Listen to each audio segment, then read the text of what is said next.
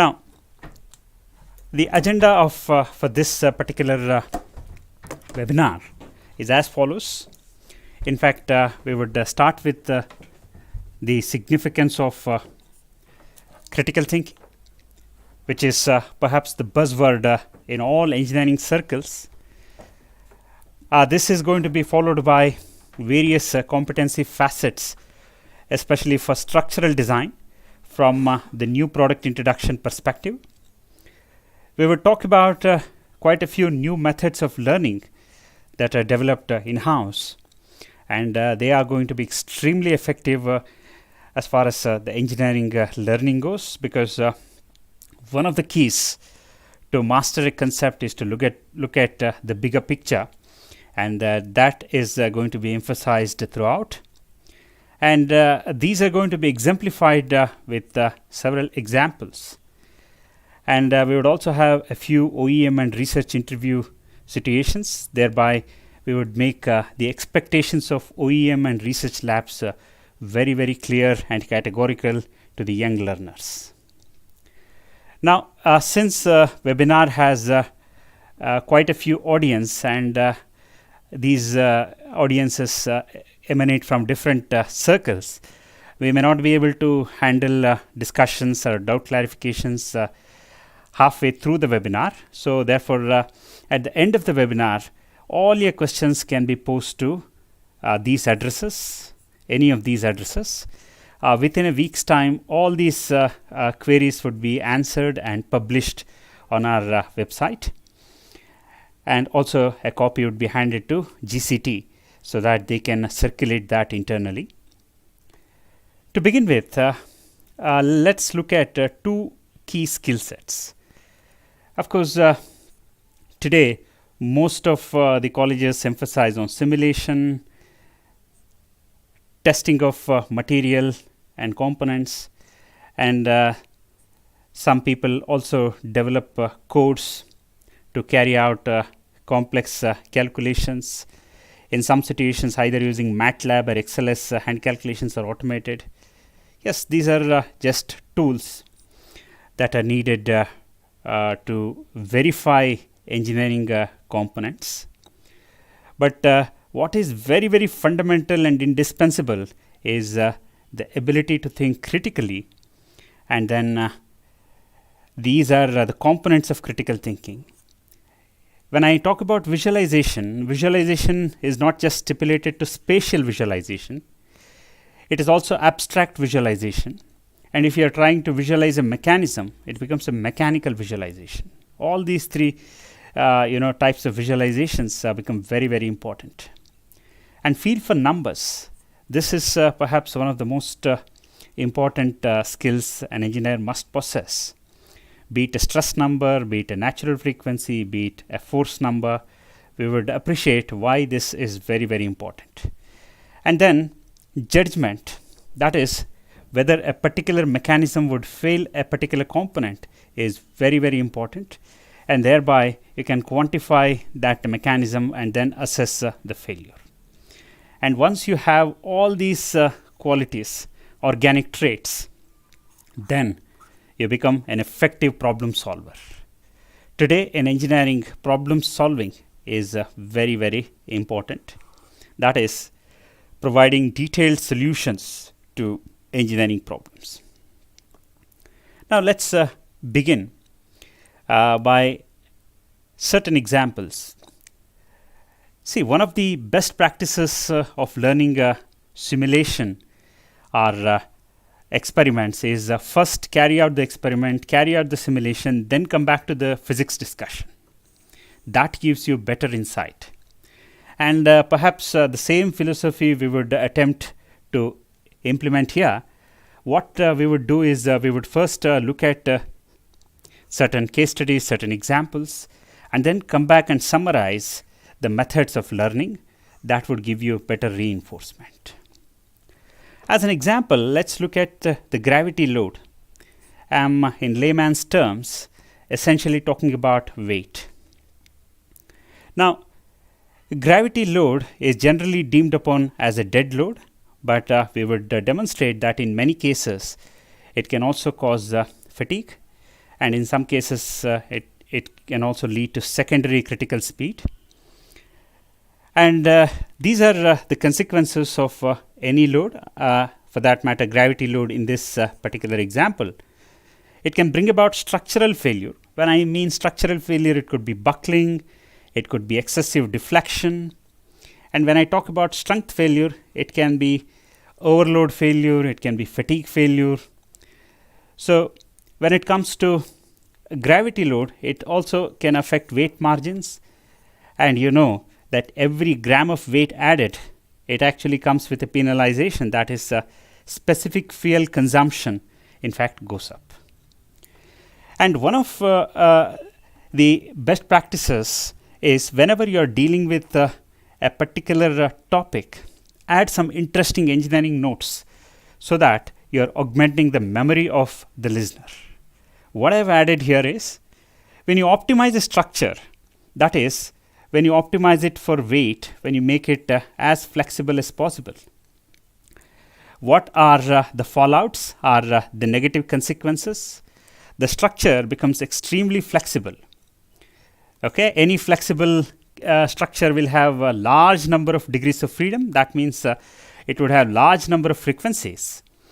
And once it has large number of natural frequencies, it becomes a challenge to actually establish the operating zone, because even in operating zone, you are likely to have resonances. That is, I am essentially talking about vibration loading. So therefore, we in fact took up the topic of gravity. We said what could be the consequences of gravity loading, and also I said that one of the best practices is to add some interesting engineering notes, so that that can create the spirit of inquiry and the spirit of learning in the young learner. Moving on, now let's look at these four questions, because since our focus is on stress, vibration, fatigue, let's ask these four questions. Does gravity cause stress? Yes, indeed. Sometimes if the weight is too large, there can be buckling because of the self weight. This is interesting. Does gravity affect the natural frequency? Yes, indeed, we would demonstrate that. And finally, does it cause fatigue? So these are the four questions that are perfectly relevant to the focus, the primary focus of this presentation: stress, vibration, fatigue. Now, let's consider a prismatic bar that is hung from the ceiling, as you can see in the figure. And if I take a particular section, which I have marked here, the weight behind that particular section is contributing to the stress, and that weight is simple to calculate, because mg is the total weight. Weight per unit length is mg by L, and if I multiply the length of the section, length of the bar that is beyond the section, which is L minus x, I get the weight. And if I divide that by the cross-sectional area, since it's a prismatic bar, the area is constant throughout, I get my stress. And you can see that the stress varies linearly, and it is maximum at the point of fixity, that is at this particular point, and it drops down to 0 at the end, free end. In order to augment the memorization, we can also compare this with one more inertial load, that is centrifugal loading. Here what happens is a prismatic bar is being spun about an axis which is perpendicular to the plane of the presentation, or the screen, and then we try and evaluate the centrifugal load. What is interesting here is the centrifugal stress or centrifugal load. It varies non-linearly across, because it is not proportional to x, rather it is proportional to the second power of x. But again, it can be deduced using the algebraic method. What we have essentially done is we have calculated the mass behind the section. That is, I am talking about this mass, which actually contributes to the centrifugal load at this particular section. And then we have computed the center of mass of this particular section, because the section begins at a distance x and ends at a distance L. So the center of mass would obviously be x plus L by 2. So we know the center of mass, we know the total mass, we know angular velocity omega square. So m omega square into center of mass distance would give us the centrifugal load, and divided by the area of cross section would give us the centrifugal stress. And one of the similarities between the two is that at the point of fixity, both lead to maximum stress. Now let's raise the bar and look at a slightly more complicated situation. These were very elementary situations, and if you have prepared for JEE at +1, +2 level itself, you would have tackled these situations. Now I am talking about a phenomenon called stress stiffening, which is very, very important in several situations. And here I have considered a very, very slender vertical beam.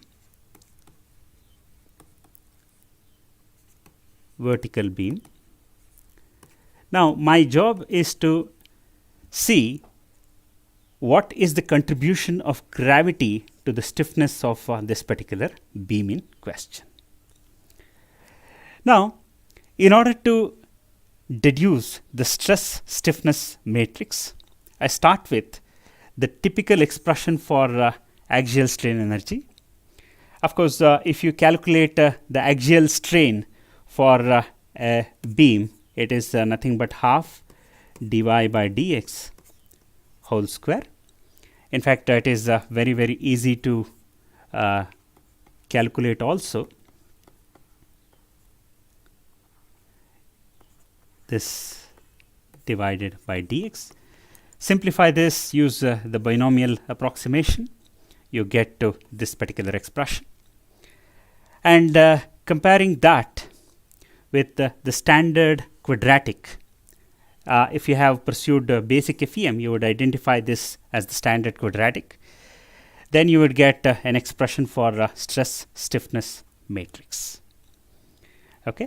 Once we get the stress stiffness matrix, you realize that this can be computed using the shape functions for a typical beam. Now, if you looked at the four shape functions, here of course the displacement is unity and displacement is 0. Slope is of course 0. Slope is unity and slope is 0 here. Slope is unity, slope is 0, displacement is 0, displacement is unity. So therefore we get these four shape functions for a typical beam element with the two nodes.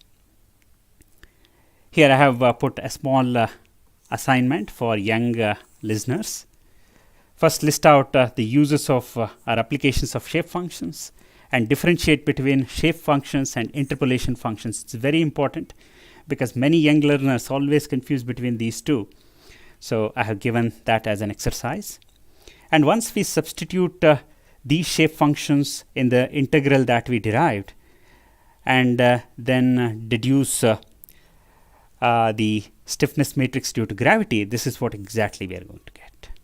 Here you see mg is the weight that is supported at the end of the vertical beam. So this is the stiffness matrix that we get.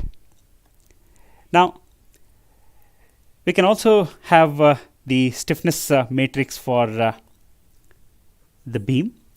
Of course, whatever stiffness matrix that you have is for the horizontal beam. Generally it is formulated for a horizontal beam, and then it has to be transformed about the vertical axis. That is, I am talking about the coordinate transformation. And in the process, I would get two matrices. One stiffness matrix that is due to gravity, the other due to elasticity. I am not going into derivations in detail because these are available in several literature. So result interpretation, scope for critical thinking, generalization, that would be the focus of the presentation.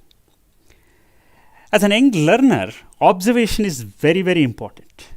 Now look at this typical stiffness matrix, be it for a bar, beam, one of the observations that you can make is that if you try and evaluate the determinant of this particular stiffness matrix for the beam, you would find that this is actually 0. That means the matrix is rank deficient, and immediately you would recall from the basic definition of determinant, which is actually the product of eigenvalues,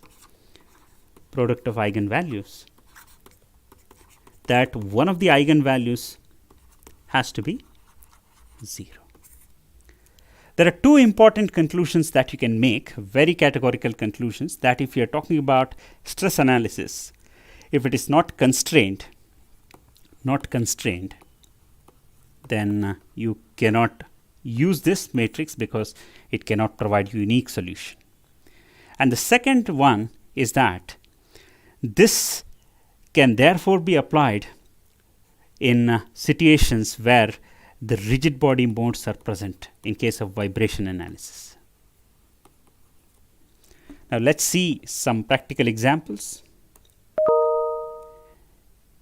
You can see that here I have got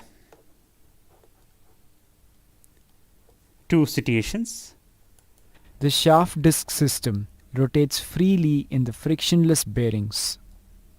Many such unconstrained systems have both rigid body modes and natural frequencies. Now, this is one example where there are no constraints, it is rotating freely. And there is another example where the three masses are joined and there is no constraint. And I have written the basic equation of motion for this particular system. And if you extract eigenvalues, you see, and eigenvalues and eigenvectors, one of the eigenvalues is 0 and other eigenvalues do exist. That means there are two frequencies, root 3 and 1, and one of the eigenvalues is 0 and the corresponding eigenvector, which is the mode shape, has 1, 1, 1, that is, there is no relative displacement of each of the mass, and therefore you can safely conclude that there is a rigid body mode. So therefore, observations for an young learner are very, very important. We just started with the beam matrix. I can go on and on. There are several observations to make, but I have just exemplified two observations. Now, similarly, since the beam stiffness matrix is formulated for horizontal position and we seek the same for vertical beam, we had to go for what is known as orthogonal coordinate transformation, and this is the coordination transformation matrix. And one of the things that an young engineer can do is, what are all the areas where apart from FEM the concept of transformation is used. In fact, if you are pursuing your MTech and if you happen to study dynamics, you would study a concept called Euler angles, which helps you arrive at a generalized representation or generalized orientation of a rigid body with the three tandem rotations. In fact, that concept is also based on coordinate transformation. You can also use for robotics, where you're talking about inverse kinematics. You can also use that in stress. You can also use that to transform inertia tensors. And if you transform any matrix such that only the principal elements are remaining after transformation, then you are in fact getting the principal values directly from transformation, which can be attempted by most of the young audience for either inertia tensor or for stress tensor by calculating the angle theta, which is the principal plane angle. So let's move on. Since we got a combined stiffness matrix, here we are not just talking about the elastic stiffness, that is the first term, and also you are having a term that is due to gravity. This is a combined stiffness matrix, both due to elasticity and gravity. Of course, here the beam is fixed, so therefore only 2 degrees of freedom, and therefore this happens to be the order of stiffness matrix, that is 2 by 2. And if you look at the first term, you would see that when mg is greater than 10 EI by L square, you would see that the gravity in fact dominates the elasticity. A very good observation, right? Gravity in fact dominates elasticity. Say, this did not take any great mathematics, basic stress stiffness matrix, and then the basic stiffness matrix of a beam, and some transformations which you learn even at +2 level, and then we arrived at, and we indeed show that gravity does affect the natural frequency. And you can in fact look at one more important observation. What is 12 EI by L cube? Of course, this is the stiffness for pure displacement at the end of cantilever for a unit load. The slope is 0, but physically, how would you justify that? If you have a disk of infinite inertia, the disk cannot have any angular motions. It has to have only the translatory motion, and therefore using this you can also have the natural frequency of such a system could be L cube by EM. One more observation. Okay, so moving on, what did we learn so far? We did appreciate that gravity causes stress. What are the pitfalls of making a structure very, very flexible? It becomes very difficult for you to fix the vibration margin. The gravity can also cause the secondary critical speed, which of course we did not discuss. It's found in several vibration books. Gravity does alter the stiffness, especially for vertical shafts, and the phenomenon is called stress stiffening. We are going to generalize that. We spoke about tensor transformation, which is a very, very powerful tool used in several applications. We also appreciated the fact that the determinant of a standard beam or a bar matrix is 0. That means you cannot use that for those cases of stress analysis where the constraints are not applied or poorly supported. And also we looked at the vibration analysis of unconstrained systems, how both the rigid bodies and natural frequencies exist. It could be a satellite, it could be an airplane floating in the air. It does have rigid body modes as well as the natural frequencies. So now, having done all these concepts, it becomes very, very important for us to document these. As a student, I would make my notes that what are the pitfalls, what are the significant insights, how to instigate or kindle your own mind as a teacher, young minds, to investigate every bit, every facet of the learning that you are giving the kid, and also what are the best practices. So this is how the engineering learning must proceed. And what is important is we must always adopt the crawl, walk and run approach. That is very, very important. For example, BTech means minimal mathematics, MTech means more mathematics, PhD should be most mathematical. But of course, unfortunately today, many of them are doing PhDs based on simulation tools, which is not acceptable, because that does not build any engineering learning in the candidate at all. As an example, I have cited circular pressure vessels and elliptical pressure vessels. We'll look at it. What is the difference between the two? How structurally elliptical pressure vessels have to be designed. In fact, fiber reinforced composites happens to be the best choice for designing elliptical pressure vessels. You can also have generalized shape pressure vessels, which is very, very important. So what do you actually understand? You understand that generalization is the way forward. As you generalize more and more, your learning also becomes more and more. For example, in +2, you learn the mass moment of inertia of a sphere or some component. In engineering, what happens? You learn to put up the inertia tensor. And then when you apply that to a satellite where there are too many moving parts, it becomes a nonlinear problem because your mass center and mass distribution keeps on changing.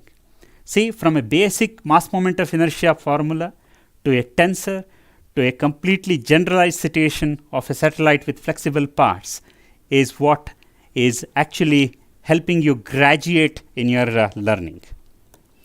Now, since we did learn stress stiffening, let me exemplify a generalization. When I talk about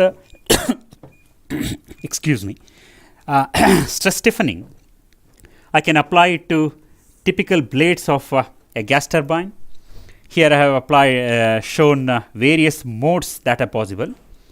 You can see when I say 1 CB, it is actually the carved mode, and this is the flap mode, this is the torsional mode. When I say flap mode, this is what exactly the cantilever flap mode. And you can see that stress stiffening significantly influences the lower modes, especially the 1F mode. And this leads to at least 5 to 10%. Of course, it depends on the geometry, RPM, and other factors. 5 to 10% increase in the natural frequency. So, one of the examples for stress stiffening. It also augments the natural frequency of pressurized cylinders. One more situation, say for a rocket engine. And also, in case of a windmill, the tower structure frequency is in fact increased because of stress stiffening of the blades. Otherwise, the large heavy blades will be swaying. That in fact increases the flexibility of the tower structure. But because of the rotation of the blades, because of the centrifugal stiffening, what happens? The tower structure and natural frequency is slightly increased. You can also have acoustics of stringed instruments. As you increase the tension, the natural frequency increases. You can also look at suspended cable bridges, and here young students will have to look up for the literature of experimental modal analysis. Most of the times it is done because you may not be able to model but certain structures in their entirety. And also you can have stiffened rings. What is to be noted essentially is that as the tensile stress goes up, the natural frequency goes up. As the compressive stress goes up, the natural frequency goes down. Okay, these are two major takeaways. And you can also look at several cases. And once you have a learning, the concept of stress stiffening, it is very, very important that you construct a wheel like this. And this wheel, we also constructed when we spoke about coordinate transformation. And therefore, it should become a habit with all the young learners. Whenever you learn a concept, start mapping it to several practical applications and start digging each application in detail. So that is very, very important. Now, let's address one more question that we asked at the beginning. Does gravity affect the fatigue, or rather cause the fatigue? Yes, indeed. Again, we are coming back to the windmill. Let's say these are the centrifugal loads which are indicated in red. And let's say that the gravity is the load acting on each of the blades. Of course, for the vertical blade, it in fact coincides with the direction of the centrifugal loading, of course, in the opposite direction.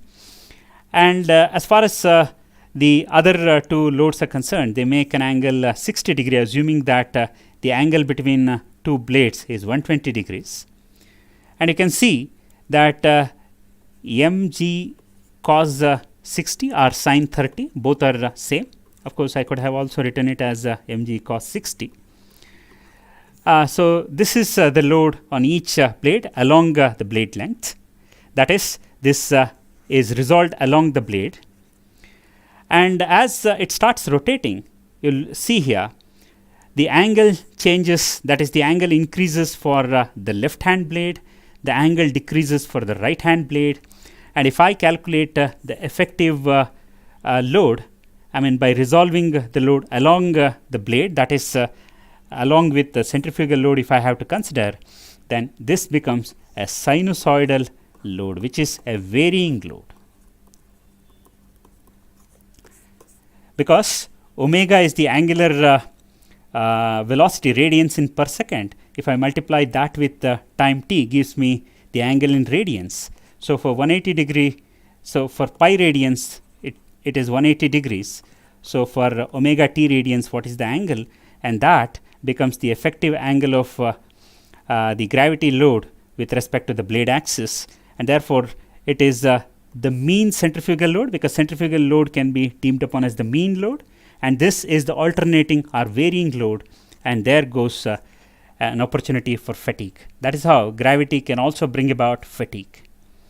See, when I started with the example of gravity, I had defined my objective to look at the effect of this loading on three, that is stress, vibration, and fatigue, and I think I addressed all these three questions.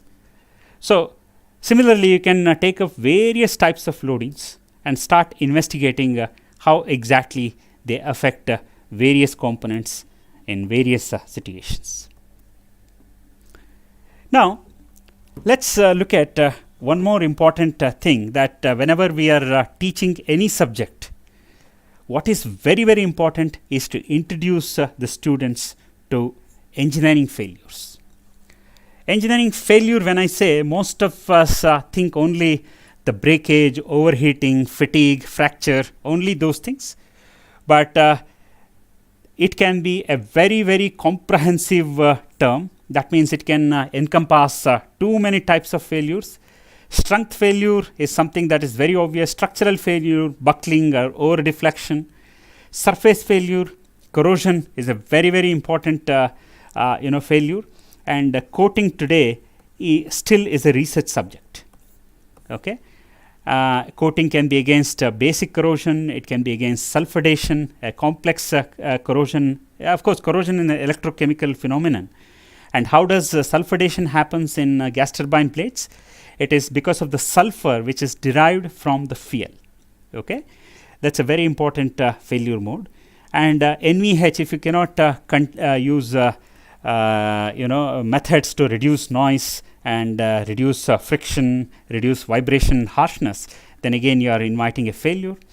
And when young students can investigate how in car air induction system, what technology is used to bring down noise and improve efficiency of air induction. Heat treatment is one of the areas that is very, very challenging. Even today, people have issues with the plasma nitriding, carburization. If you are from an industry, you would appreciate that. And it is very, very important, especially for gears. If you are carburizing, one of the problems is left austenite.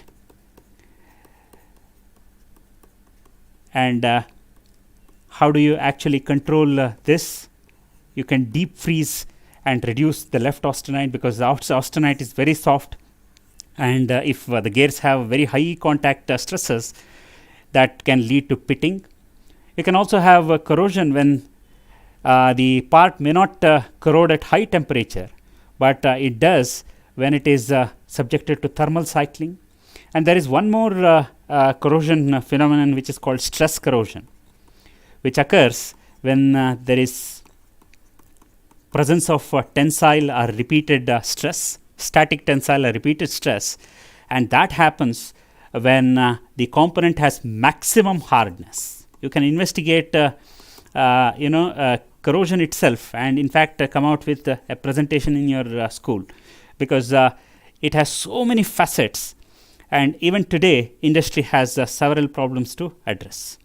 And of course manufacture, it is not just about maintaining geometric and dimensional tolerances, the hardness, the surface finish, that is surface integrity essentially I am talking about.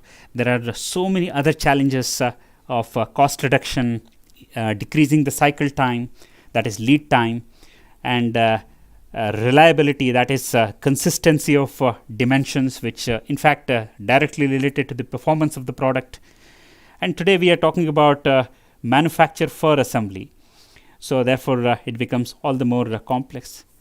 In assembly, there can be several trickier situations. I am not talking just about ergonomics. Sometimes if you do not take care of geometric tolerances properly, some of the parts may get directly rejected. We look at one example. And as far as the performance failures are concerned, it can be a very, very simple example of a seal, air seal, which functions very well during the operation and may fail during extreme points in the operation. There can be failure of ergonomics. There can be reliability issues. So therefore, failure, when I say it, is not just breaking or fatigue or fracture. It involves too many things, because today the material characterization is so very well done that we don't worry about strength failures at all. Rather, we worry about functional failures, which become more important than the strength failures. Just to give you an example, in some complex situations, for example, you can see the Tokama Bridge failure, which is being played in this video.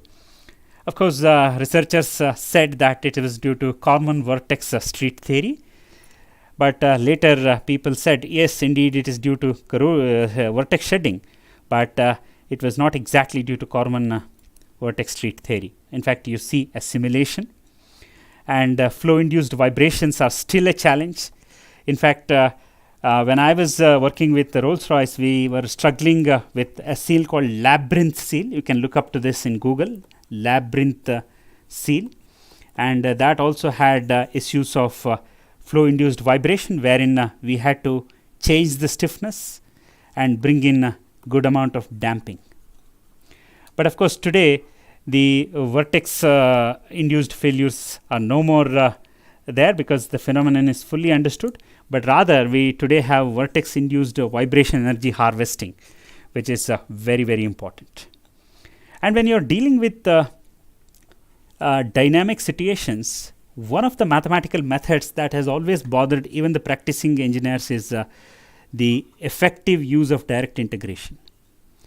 And how do you choose the time step, and how exactly, what integration scheme you will have to adopt is again a challenge.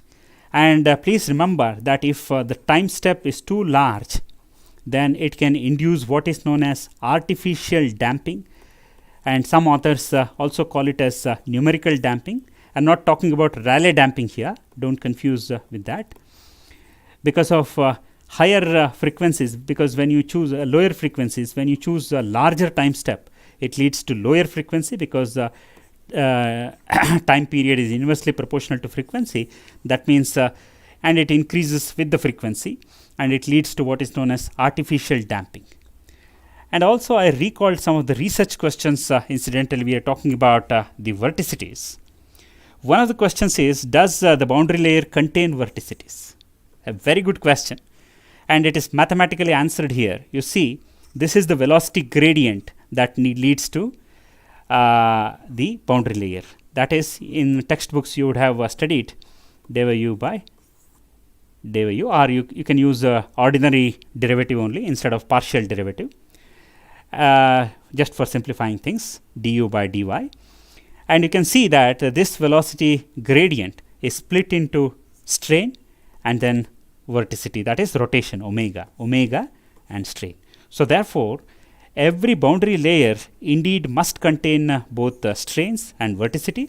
However, these two can exist independently of each other. That is very, very important.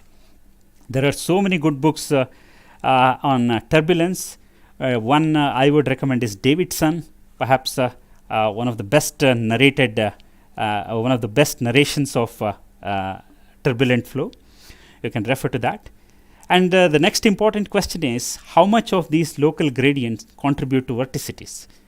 Do they majorly contribute to strain or majorly contribute to vorticity is the question that you need to ask. And how does the boundary layer behave when the viscosity becomes smaller and smaller? In fact, nature is more excuse me, I think the battery is going down. Give me a second, I'll fix it.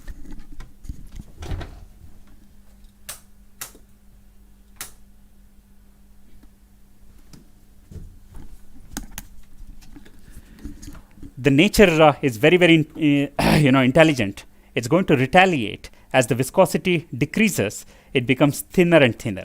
You see here, when there is a sudden expansion of the flow, what happens is the energy lost is given by V1 minus V2 whole square.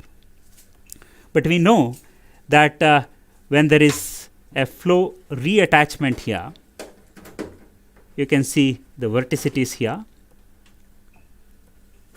and the energy whatever that is lost is attributed only to viscosity.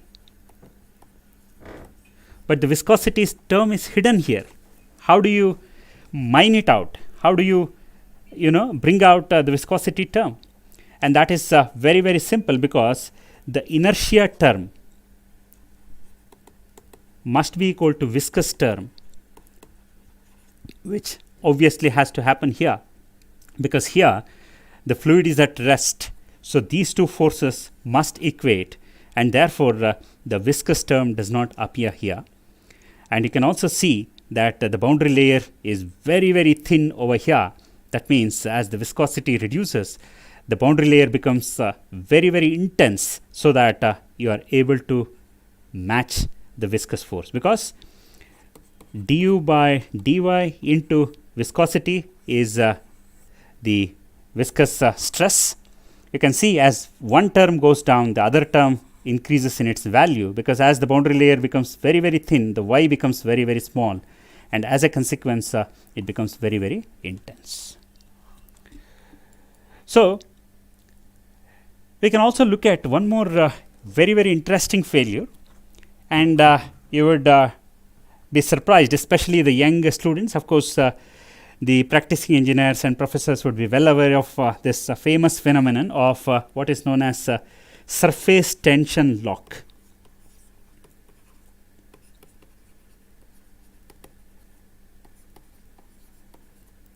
Okay, surface tension is perhaps an elementary physics concept which you have pursued in your 8th grade or 9th grade, but how it can jeopardize a satellite is what we are going to appreciate now.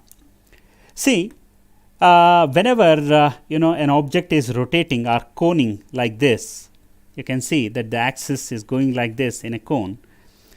This is called the angle of nutation.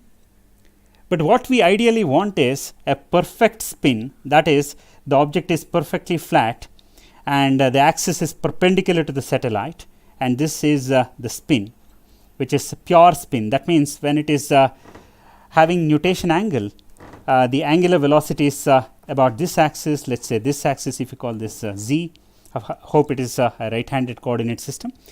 Then these two are not equal to 0, but here these are equal to 0 and there is pure spinning. So this nutation angle is actually damped either using the passive or the active damping. Here you see what typically done is, you can see in the video that a slug of viscous fluid is moving around in the tube, and because of the viscous losses, this actually reduces the energy of the system, and as a consequence it loses the nutation angle and moves towards perfect spin.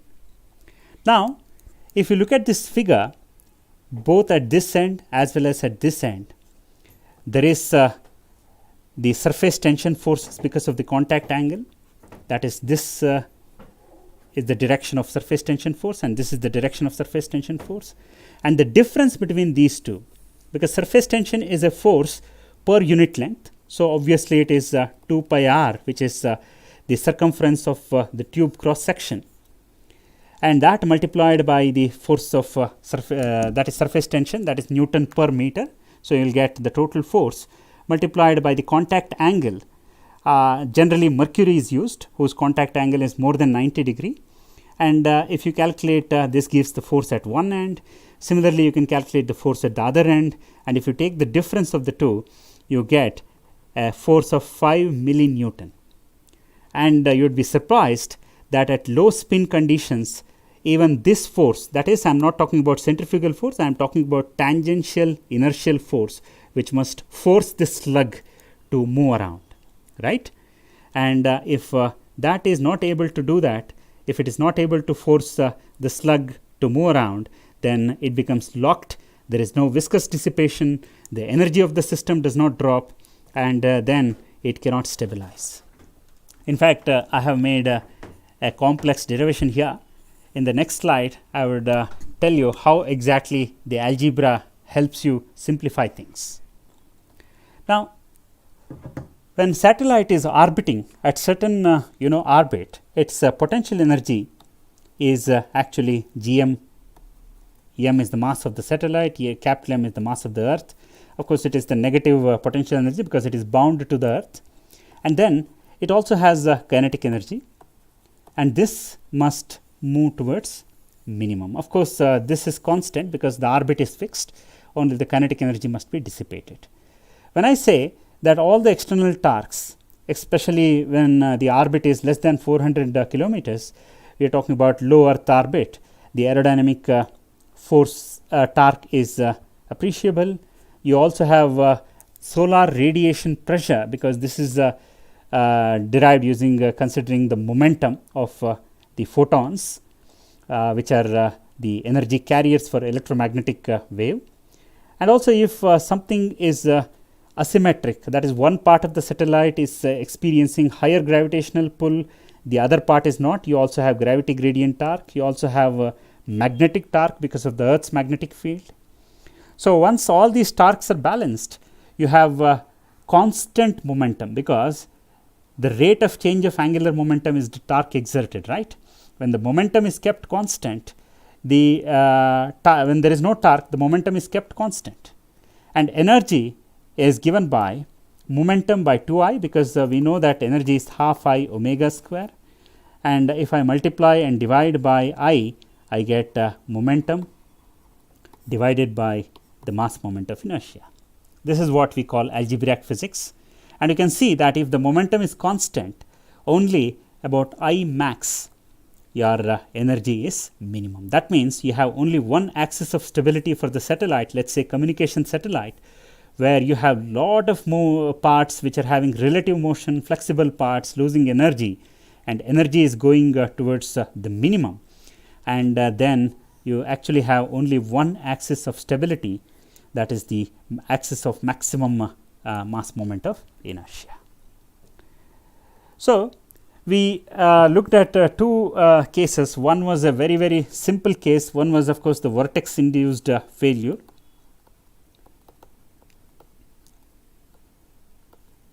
Vortex shedding, rather, we should say, to be accurate, vortex shedding induced failure. And the second failure was a surface tension lock. So, these were two trivial, one was complex, one was trivial. Now, let us look at so many other failures.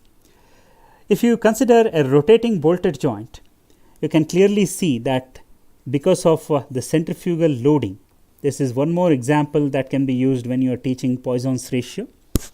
Because of the centrifugal loading, these flanges have a lateral contraction. As a consequence, the pressure between the flange, bolt and the nut reduces, and therefore the clamping load actually reduces. This is called the Poisson effect for a rotating bolted joint. Now, if you are phosphating, phosphating in fact gives you anti-scuffing property, and if you are phosphating and the carburized gear, and if you are not adhering to bath temperature, time of exposure, then there is a definite loss of dimensions, a very, very peculiar failure.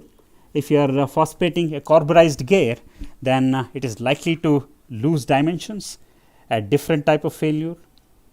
A seal is actually sealing the two domains, that is, it is preventing any leakage across these two domains at certain boundary condition.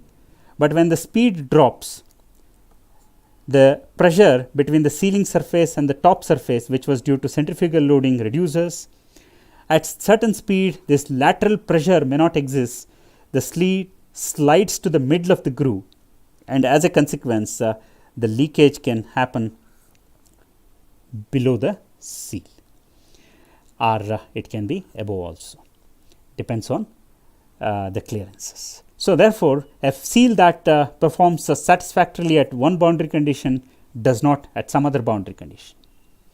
In a gas turbine, the shaft integrity is extremely important. You see here a fat compressor, because a large number of compressor stages are driven by a single stage of turbine, because this has favorable pressure gradient. And one of the famous sentences is it is always easy to accelerate a flow than to decelerate a flow.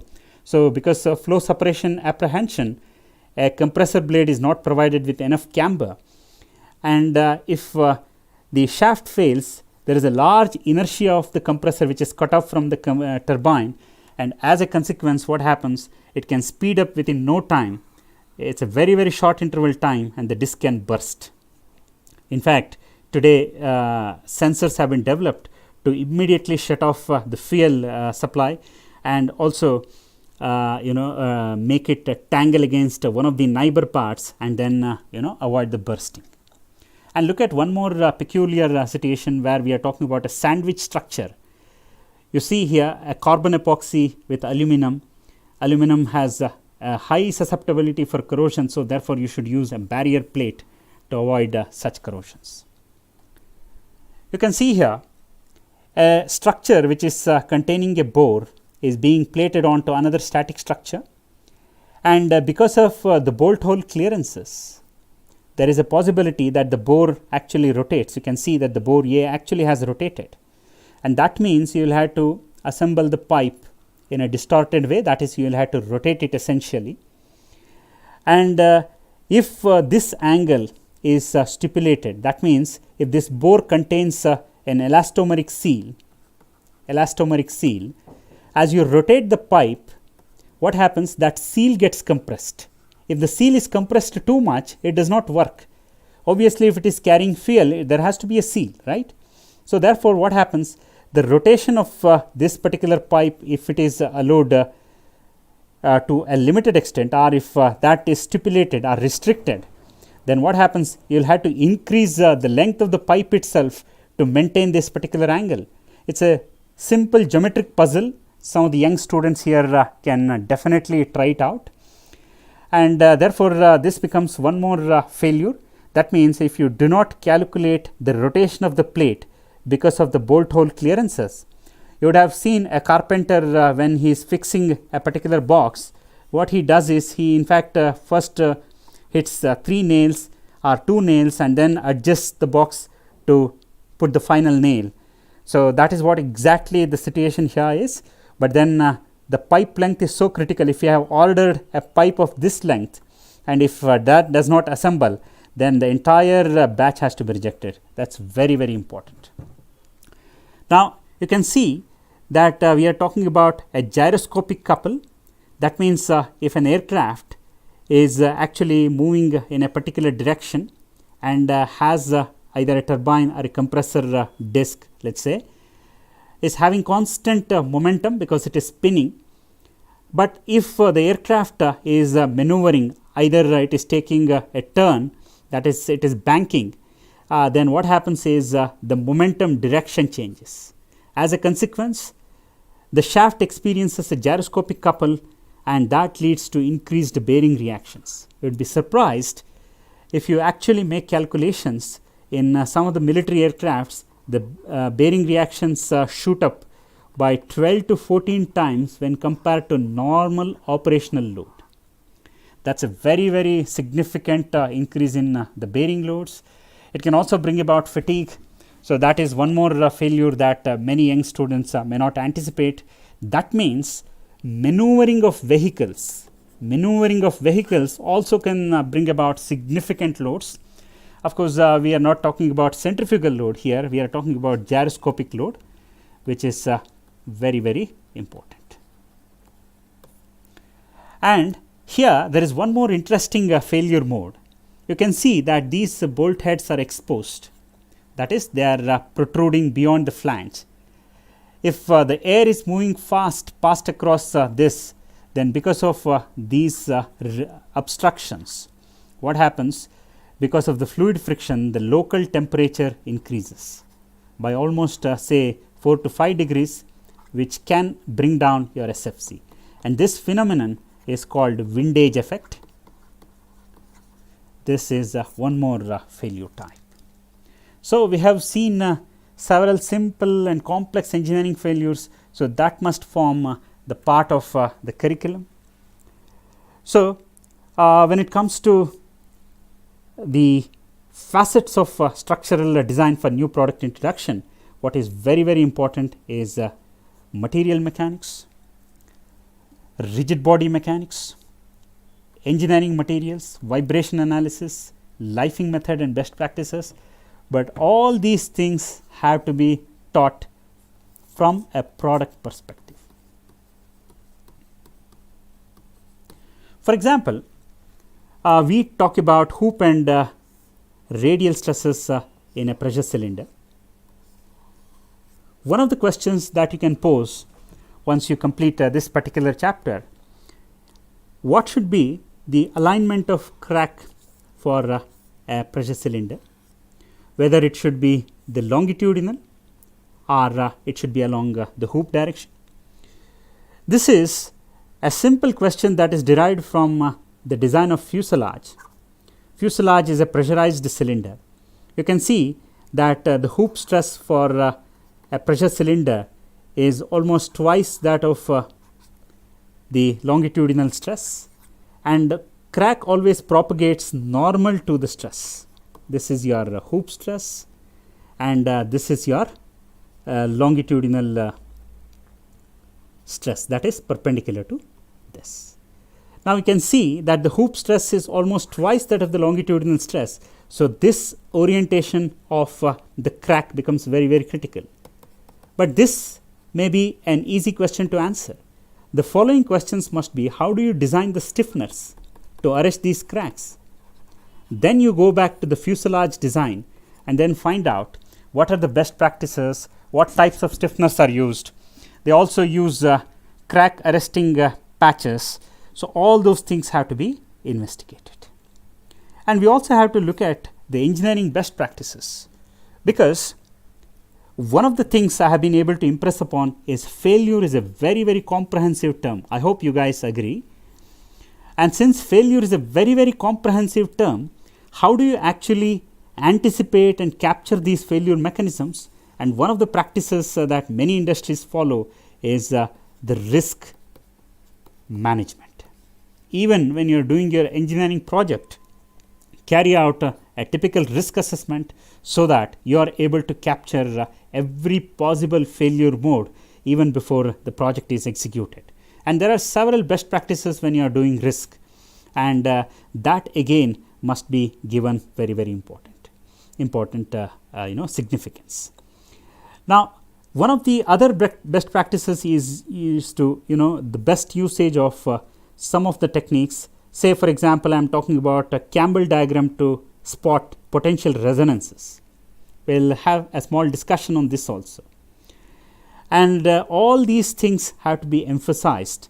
Like if you are dealing with vibration, this is the best practice. If you are dealing with stress, it can be the usage of SN diagram, usage of Goodman diagram, what stress measure to use, how to interpret it. These could be the best practices. And then when it comes to design standards, it is very, very important. If I am producing a gear or a bearing, what DIN or ISO standard I must refer to?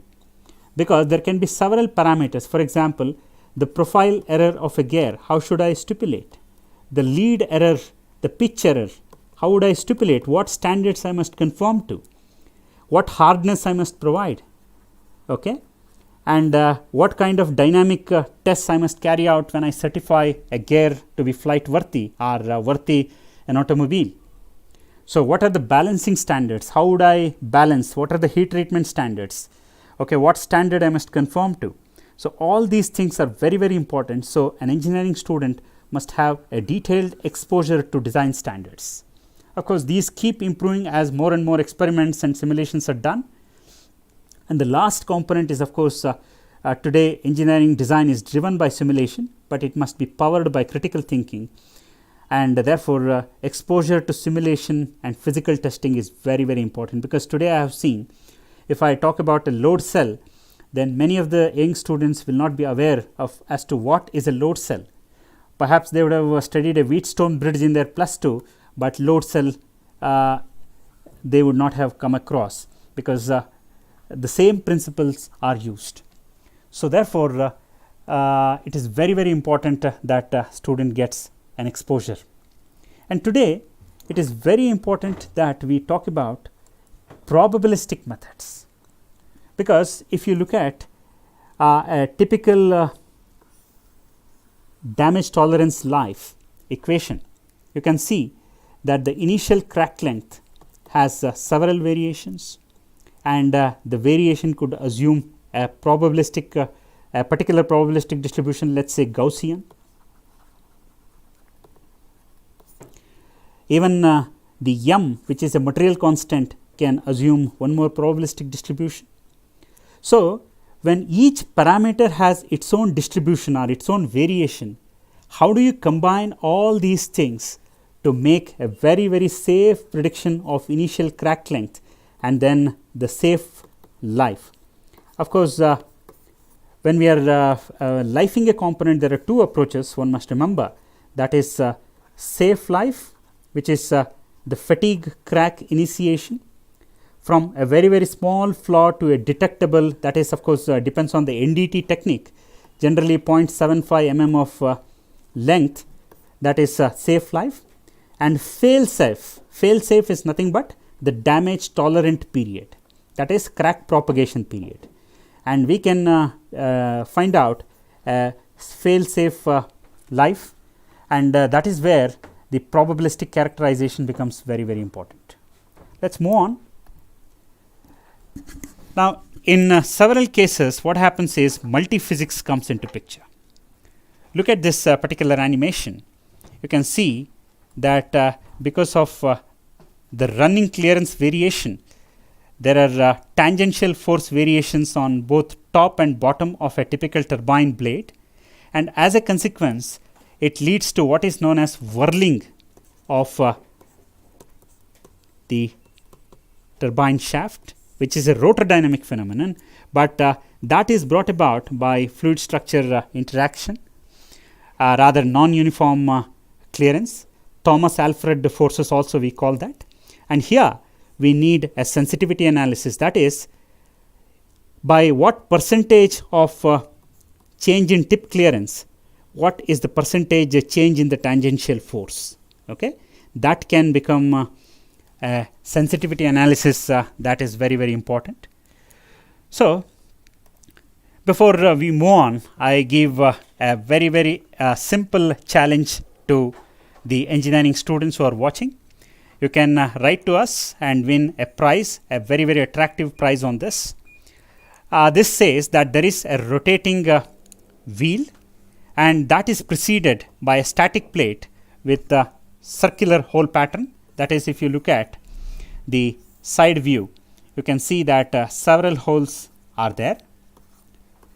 How do you calculate the inclination of the axis of these holes so that you are effectively able to cool this particular plate? Okay? That is the challenge. We look forward for answers. The next important thing is the failure signatures. See, every mode of fatigue, be it LCF, it has a characteristic of striations. For example, if you take HCF, it has the characters of arrest marks, or what are also known as beach marks. And if the failure plane is absolutely perpendicular to the axis, in case of a ductile fracture, this is because of the torsional overload, and this is very simple to explain because the maximum shear stress always occurs at 45 degree to maximum principal stress, right? And there is in fact a McGraw-Hill's failure signature dictionary itself, which the colleges can buy, and especially with elements like single crystal being introduced, the failure modes are very, very difficult to identify. So therefore it is very, very important. And I was talking about striations. In fact, you can see in this picture that this is a low cycle fatigue failure, and whatever dark and white bands that you see, these are actually the striations. The distance between the two striations is one crack advancement, that is for one cycle of load the crack advances, and that is the distance between the striations. In fact, if you observe carefully, the distance between the striations increases, that is the rate of crack propagation increases as the crack advances. That is very important observation, and this is not visible even to the simple microscopes, and this is can be seen only with the scan electron microscopy, and this is around 25,000 times magnified. It's mind-boggling. If you magnify it 25,000 times, you can see these fatigue striations. These are beach marks with the basic hand held lens. You can in fact look at these beach marks, and this is typical of HCF. And as academicians, we must think of one important thing. Why Olympiads are very, very important. In the year 2004, I don't remember, South Korea organized this physics Olympiad. They have asked the students to model this atom scan microscope completely. This requires the concept of forced vibration. This requires the concept of piezoelectric materials. This requires the concept of the transformation, that is wave transformation. All these things are done by students of around 15 to 16, right? Which does not happen. I mean, if we achieve excellence in high school education, that is still +2. In engineering, only people should look for specialization. They don't require a detailed BTech degree at all. And this is where I think most of us are failing our academic system, because our high school education is not really made strong, except some kids who are gifted, who get into IIT. Of course, some kids also get in with a lot of rigorous practice. Let's move on, and this is a typical risk sheet which I was talking about, and here the risk categorization is very important: high, medium or low. And how do you word the risk? How do you word the risk? What is the cause? What it leads to? And what is the impact? These three become very, very important. I think the teachers must focus on these when you're talking about risk. Now, I was talking about the Campbell diagram. Here, a Campbell diagram is nothing but frequency versus the speed. Of course, you can represent either in radians per second, revolutions per minute, or radians per minute, depending on the scale that you require. And the frequency can remain unaffected, or it can decrease because of the temperature. It can increase because of the stress stiffening or gyroscopic stiffening. It can decrease because of the gyro softening. That's what you see here. This is the forward whirl, gyro stiffening, and this is the backward whirl, that is gyro softening. Okay, because gyroscopic effect can in fact split a particular natural frequency into stiffening and softening. You can also have spin softening, spin stiffening. There can be a lot of factors that can affect the natural frequency.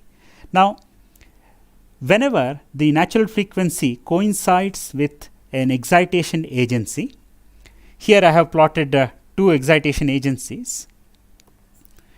One is the torsional excitation agency of a 6-cylinder engine, and the second one is unbalance. Unbalance is very simple to explain. That means if I have a disc mounted on a shaft with two simple bearings, of course I have exaggerated the unbalance here. It cannot be so much. When it is spinning, what happens? Force in a particular plane, which is causing vibration, varies from maximum to minimum. You can see that if I started with the vertical plane, let's say that it is 0, and then as we move, the force unbalance experiences maximum value, then it comes to minimum and then goes to 0, and the other plane is cosinusoidal, and this is sinusoidal, and in every revolution the shaft is excited by n by 60, that is n is the speed in rpm, 60 is nothing but the n by 60 is number of revolutions per second. If this is the number of revolutions per second, so many times the shaft is excited, and this is called the first engine order. This is called the first engine order, because the shaft is excited n by 60 times, that is the coefficient of capital N is 1, that is why it is called the first engine order. And here it is the third engine order that is present, because you can see that in 360 degrees you can three sine waves, but whereas in this picture you can see only one sine wave in one revolution. So here you can see three sinusoidal waves in almost, of course here the sinusoidal wave is highly distorted because of the presence of other harmonics, but roughly you can say that three waves are present in 360 degree, and therefore what happens is it becomes a third engine order, and here it's a first engine order, and that can be represented on the Campbell diagram by the slope. When I say the first engine order, the slope is tan inverse of 1 by 60, and when I say third engine order, the slope of the line passing through the origin, this is the excitation order, tan inverse of 3 by 60. And also what is to be noted is that mere coincidence of frequency and excitation agency does not mean resonance. Two conditions, two criteria have to be satisfied. What are those? One is the shape of the forcing function. Forcing function must be same as that of the mode of vibration. That is, if I take a circular ring, if it is vibrating in certain diametral mode, and if my pressure variation is something else, it cannot add energy to this ring, right? And the second criterion is the damping available must be seen, because this is the factor that limits the amplitude. If zeta, the damping ratio, if it is more, then the amplitude of response is reduced. If it is less, it actually increases. And you can see in this diagram that the torsional natural frequency is not influenced by the speed. Whatever gyroscopic effect or centrifugal stiffening or softening we were talking about, that is only for flexural natural frequency. For torsional natural frequency, this effect is absent. Now, today we are talking about digital twin technology, because on a real product you can actually have say if you are talking about gas turbine, maximum of 10 to 15 sensors. So therefore you cannot make all the measurements. So an exact digital replica is created where you have virtual sensors, and based on physics models and mathematical or data based models, these virtual sensors learn and in fact measure the intermediate parameters, and this system can be used to alert failures. Even sometimes when the aircrafts are in air, because of digital twin technology, the pilots have been alerted to do an emergency landing because a fault in the bearing or some other important component is spotted. And using digital twin technology, even the servicing of the aircrafts can be efficiently managed. You don't have to have one particular calendar for a particular fleet, but rather each aircraft, that is each asset, can be monitored effectively. And sensors and actuators is very, very important with the upcoming technologies of digital twin technology, which has to be supported by IIoT, because it is industrial internet of things, which is responsible for generating data for digital twin. And then mounting of sensors is also important. Look at this example. This mounting of sensor is good enough for seeing the first mode, but if the beam is excited in its third mode, third flexural mode, then this will not be useful. So It is the mounting of sensors that is also important, so that you are able to effectively observe a particular response of a structure. That is very, very important. And of course, I have spoken enough and more on the standards, design standards. AGMA is American Gear Manufacturing Association. Daesh Institute Norman. The equivalent is ISO. You can also have material standards, ASTM, and you can also have ASCME standards. And these, in fact, stipulate and guide us. And of course, I was talking about the load cell and then simulation, which are very, very important. So, the summary is, thus far, whatever we have discussed, what is very, very important is learning must be derived from product situations. You cannot afford to have very, very simple examples, because that does not build visualization and that does not create interest in the candidates. Learning must be generalized so that one concept can be applied to several engineering situations. This is where our engineering wheel, where a particular concept is mapped to several concepts, is very, very handy. And one more interesting practice that is followed in Russian schools is they give a concept and ask you to coin a problem, and they never ask you to solve a problem. That is very, very important. Now, let's begin and exemplify these. For example, if I am talking about a composite beam, you can see that at the interface there is a stress discontinuity. The stress has suddenly dropped, and because the strains at this interface must be same, because they cannot displace against each other, obviously the strain must be same. But since they have different Young's moduli, okay, stress by Young's modulus is nothing but strain, and since they have different Young's moduli, the stresses are also different, because stress is equal to strain into Young's modulus. Now, let's use this concept and look for product situations.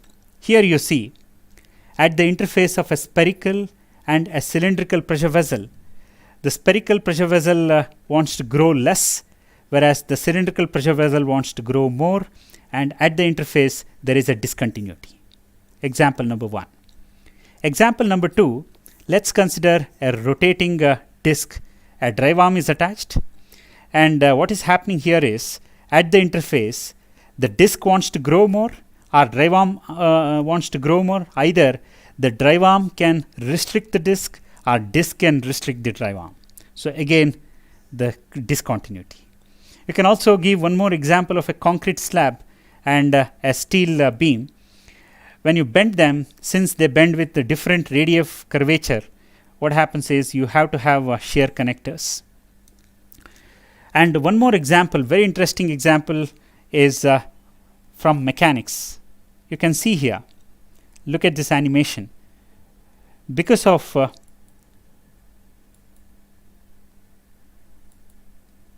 heavy mass which is placed here, what happens? This disc goes down, this disc goes up, and because of the self weight, this disc comes down, and as a consequence, what happens is this support has to be raised in order to bolt these two together.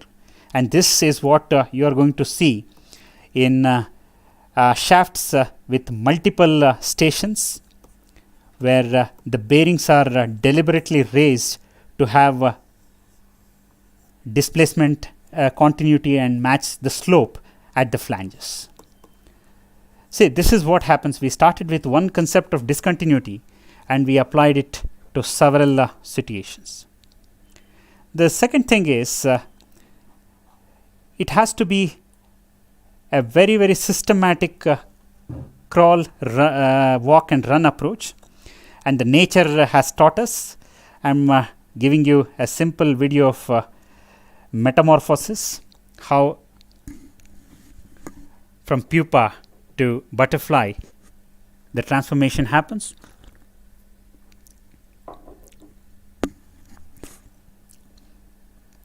And this is what exactly must be followed. You must start with the basic understanding of mass moment of inertia. Then you can use the concept of tensors.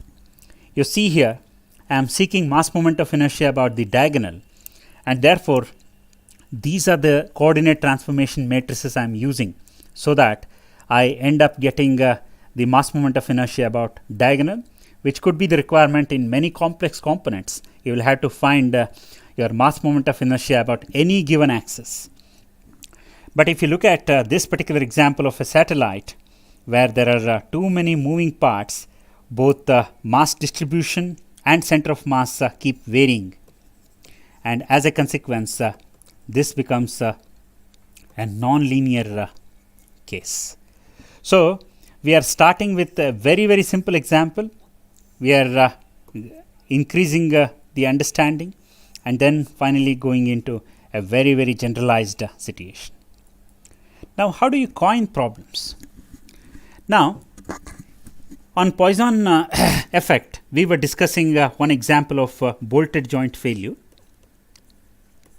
where we said that because of the centrifugal loading of the flanges, they in fact contract because of the Poisson effect, and because of that contraction, what happens? The clamping load got reduced.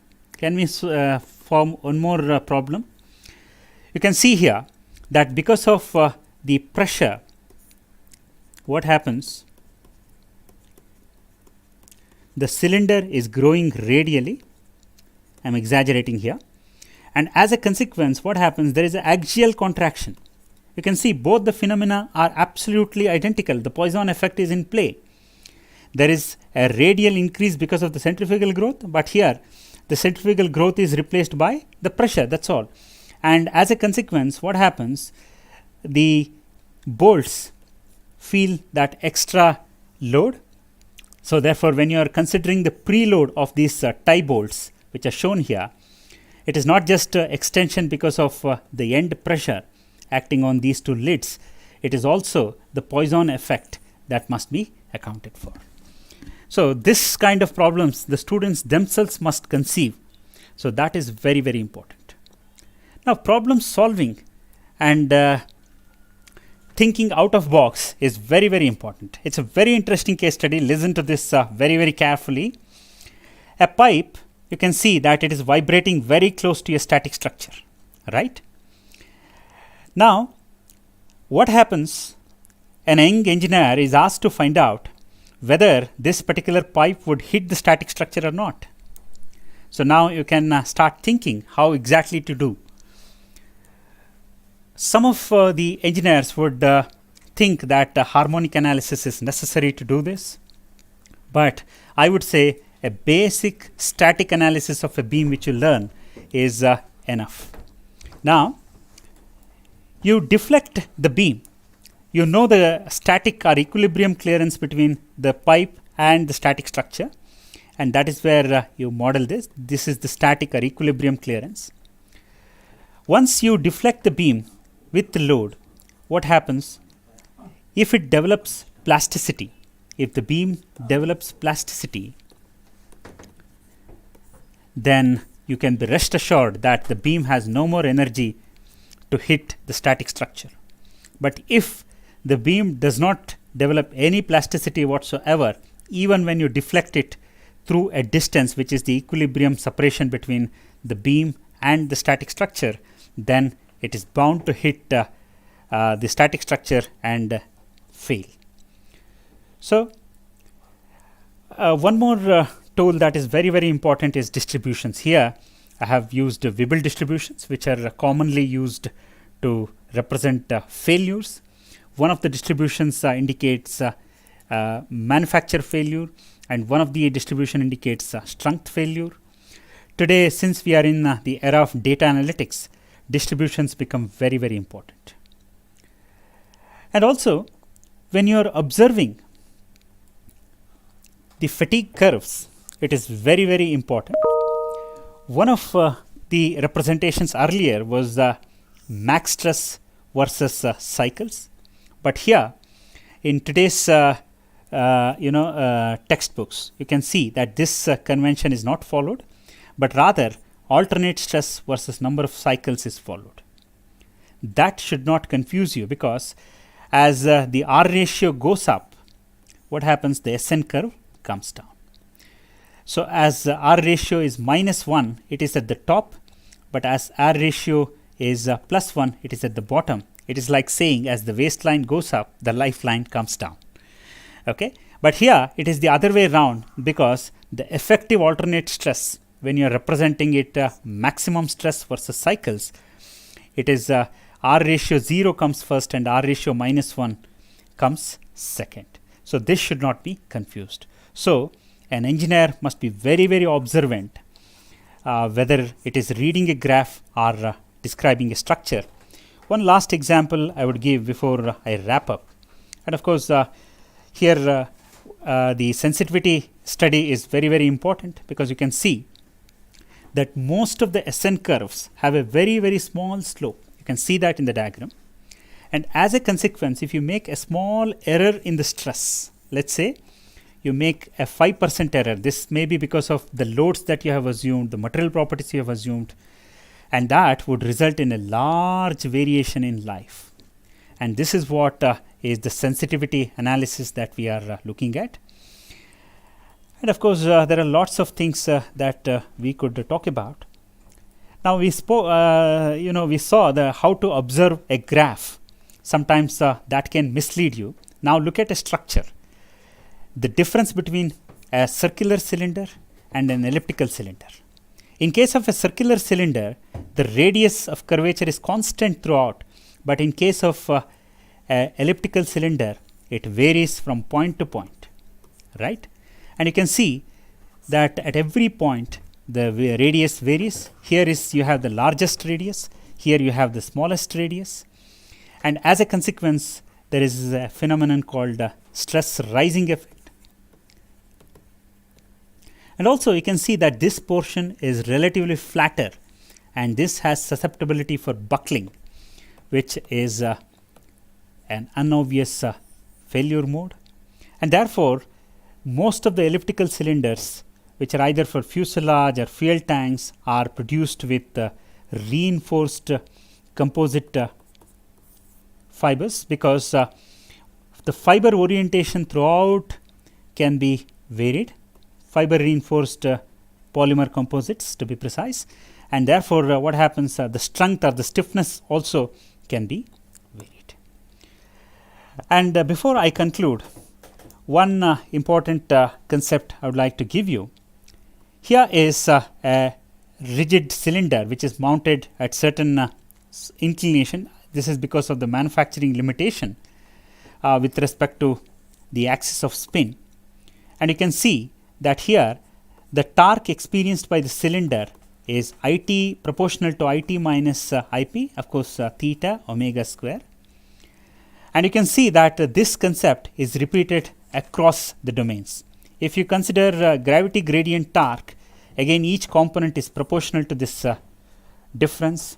If you looked at the coning angle of a rocket, that is because of the difference between these two inertia. If you looked at the gyroscopic couple experienced by this overhung rotor, again the same phenomena repeats. In fact, we would share the PPT. There are methods which illustrate how to calculate this particular couple. This method is totally different from what is there in most of the literature. So with that, we would like to conclude.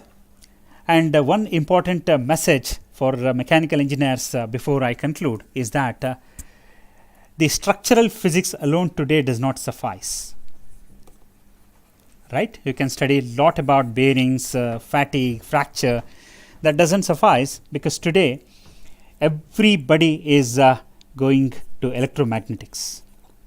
Even people are conceiving technologies whereby a satellite can be launched by electromagnetic gun. Here is a very simple example which you can use for 6th semester when you are teaching forced vibration. A vibration system can be used to extract or harvest vibration energy. Especially this is done for wireless sensors, where you can have two dampers. One is the mechanical damper and another is either piezoelectric, electromagnetic or electrostatic damper.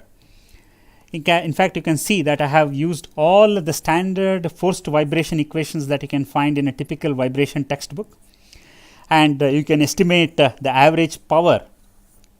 And incidentally, you can also try this out, the constitutive relations for electromagnetic damper. You can also try the constitutive relation for piezoelectric damper. You can estimate the damping amount of damping, and hence the damping ratio for a typical electromagnetic transducer. So this again emphasizes that multi-physics is going to be the order of the day, and therefore even the propulsion, be it the propulsion technology, be it the health monitoring technology, be it the digital twin, everywhere you require either smart structures or the principles of electromagnetism in order to design things. So that I think was very, very comprehensive discussion of things. Now once again, I would like to come back to my slide where I emphasize that thinking hard is indeed is hard work, and only few can do that. And this thinking in young minds can be developed by these principles. These are very, very important. I hope most of the professors may want to adopt, or you might have been already following, but it's my humble request, if at all one of these is new to you, kindly adopt it. So Innovent would be extremely thankful.